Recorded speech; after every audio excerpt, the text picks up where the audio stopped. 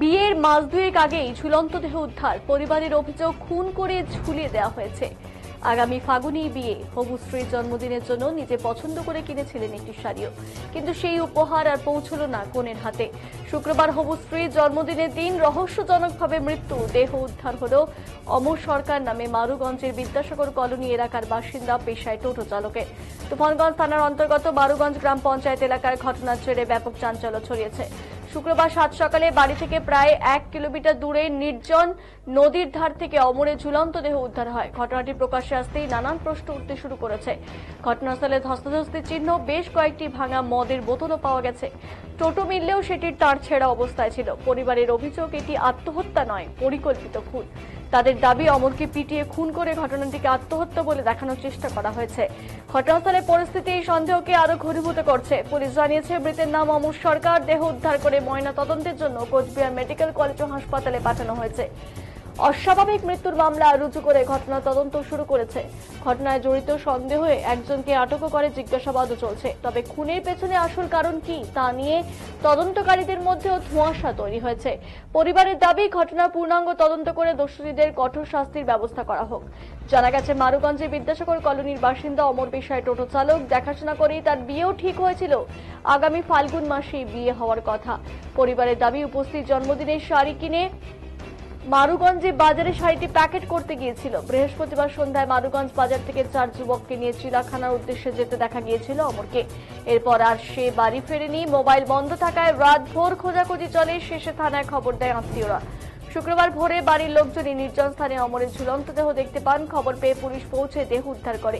পরিবারের অভিযোগ, এটি আত্মহত্যা নয়, খুন। তাদের কথায়, অমর কখনো মদও খেত না, অথচ ঘটনাস্থলে 4-5টি ভাঙা মদের বোতল ছড়িয়েছিল। মাটিতে স্পষ্ট ধস্তাধস্তির চিহ্ন, পাশে পড়েছিল অমরের জুতো, কিছুটা দূরে মিলেছে টোটোর চাবি।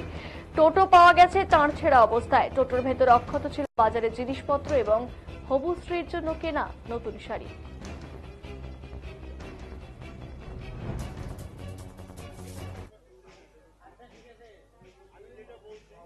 আমার ভাইয়ের নাম অমর সরকার।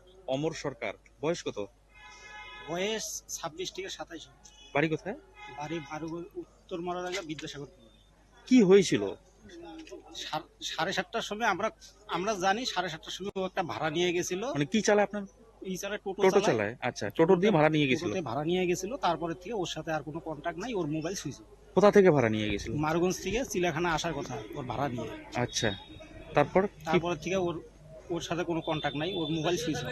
আচ্ছা, তারপরে আমরা মোটামুটি ভাবলাম যে হয়তো কোনো অনুষ্ঠান বাড়ি ভাড়া নিয়ে গেছে। যখন রাত্রে 12:30 1টা বাজে, তখন আমাদের সন্দেহ হইলো যে অনুষ্ঠান বাড়িতে তো এত রাত্রি অবধি থাকবে না, আইসা পড়বে।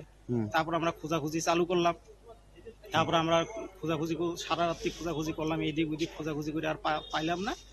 তারপরে সকালে বাড়িতে ঢুকলাম। বাড়িতে ঢুকে তারপরে খবর পাই যে আমাদের বাড়ির পাশে একটা নদী আছে, নদীর উল্টা পাশে ওকে মাইরে ঝুলাই রাখছে। মানে কি করে বুঝলেন আপনি মাইরা ঝুলে রাখছে? ওইখানে আমরা যাই দেখি যে খেতে, ওইখানে একটা সরিষা ক্ষেত ছিল, মূলা ক্ষেত ছিল। মূলা ক্ষেতে সেই ধস্তাধস্তি হয়েছে। ওইখানে ওর গাড়ির চাবি পাওয়া গেছে, আর একটা জুতা পাওয়া গেছে ওইখানে। তারপরে ওর গাড়ির মধ্যে মাটি ছিল। ও গাড়ি নিয়ে হয়তো বাঁচার জন্য ভাগতেছিল। ওকে গাড়ির থেকে টাইনে নিয়ে আসছে, কারণ ওর গাড়িও অন ছিল, কিন্তু গাড়ির চাবি পাওয়া গেছে যেখানে ধস্তাধস্তি হয়েছে ওই জায়গাতে। আবার ওর ছিল, পাস ছিল পকেটে, মানিব্যাগটা রাস্তার মাঝখানে পাওয়া গেছে। আর ওর আরেকটা জুতা রাস্তার মাঝখানে পাওয়া গেছে। তার মানে ওকে ওইখান থেকে টাইনে নিয়ে এসে তারপরে ওকে মাইরা ঝুলাইছে। ওর কি কোনো পূর্ব শত্রুতা ছিল? মানে কেন এরকমটা? পূর্বটা শত্রুতা আমরা যতটুকু আর কি ছেলেবেলের কাছে আমরা যতটুকু শুনছি যে 1 বছর আগে একটা ভেজাল হয়েছিল। এই মনে করো যে বন্ধু বান্ধবের মনে গাড়ি অ্যাক্সিডেন্ট নিয়ে একটা ঝামেলা হয়েছিল। তখন বলে কেউ ওকে দিছিল আর কি, ধমকি দিছিল যে তোকে আমি দেখে নিব। আচ্ছা, আমাদের ওর উপরেই আমাদের এই সন্দেহ। কি মনে হচ্ছে আপনাদেরকে? আমাদের মনে হচ্ছে ওর বন্ধু বান্ধব দিয়ে ওকে মার্ডার করছে। না, যে আপনার তো ভাগনা হয়, আমার ছোট ভাগনা, আমার বড়দের ছোট ছেলে। কি দেখলেন এসে? আমরা তো সকালবেলা খবর শুনলাম যে ওকে খুঁজে পাওয়া যাচ্ছে না। টোটো নিয়ে বেরোইছে সন্ধ্যার দিকে, মানে বিকালবেলা বেরোইছে। তারপরে শুনলাম যে ভাড়া নিয়ে গেছিল একটা, 3-4 জন ছেলে নিয়ে ভাড়া গেছে। তারপরে 9টা 10টা অব্দি ফোনে কথা হয়েছিল। তারপরে তো আর কোনো খোঁজ খবর নাই। তারপরে ওর মোবাইলটা সুইচ অফ পাওয়া গেছে। সে তো আমি রাত্রে তো খবরটা পাইনি, আমি তো সকালবেলা পাইছি। আমার বাড়ি আলিপুরদুয়ার, হুম। আলিপুরদুয়ার বীরপাড়া ITI মোড়। তো খবরটা পাওয়ার পরে তা আমি সকালবেলা শুই না, তো আমি বললাম কি ব্যাপারে, কি হলো, হয়তো কোনোখানে আসছে, আমাকে ফোন করছে, আমার ভাগনা বউ ফোন করছে, আমার বড় ভাগনের। তারপরে আসছেন আপনি? হ্যাঁ, ফোন করার পরে বললো যে এরকম এরকম আহ, তোমার ছোট ভাগনাকে খুঁজে পাওয়া যাচ্ছে না, এরকম টোটো পাচ্ছি না, মোবাইল পাচ্ছি না, মোবাইলও সুইচ অফ। তারপরে আমি বললাম যে কি হলো, তাহলে ঠিক আছে আমি আসতেছি। তো আইসে আমি স্পটে চলে গেলাম, চলে যাওয়ার পরে দেখলাম যে ওখানে পুরা মারপিট হয়েছে, আচ্ছা। পুরা প্রচুর মারপিট হয়েছে। মারপিট হওয়ার পরে আমার ভাগনার শরীরটা দেখলাম যে হাতে পায়ে সব জায়গায় মাটি মাখা, সারা শরীরে মাটি মাখা। হুম। মানি ব্যাগ এক জায়গায় পড়ে আছে, মোবাইলটা এখনো পাওয়া যায়নি, ওর মোবাইলটা এখনো পাওয়া যায়নি। আচ্ছা। মোবাইলটা হয়তো কোনো জায়গায় ফালাই দিছে, পাওয়া যায় নাই। মানি ব্যাগ পাওয়া গেছে, ওর টুপি পাওয়া গেছে, সব পাওয়া গেছে, টোটোও পাওয়া গেছে।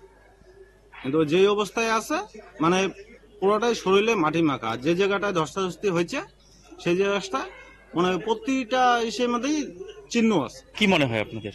আমার তো টোটাল মনে হয় এটা মানে প্ল্যানিং করে মার্ডার করা হয়েছে। আচ্ছা, মেরেই ঝুলিয়ে দিয়েছে এমনটা মেরে অভিযোগ ঝুলিয়ে দিয়েছে।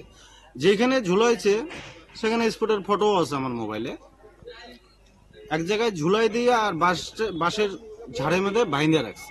এরকম করে কেউ সুইসাইড করে না, আচ্ছা। কেউ করে না এরকম করে সুইসাইড। আমরা সুইসাইড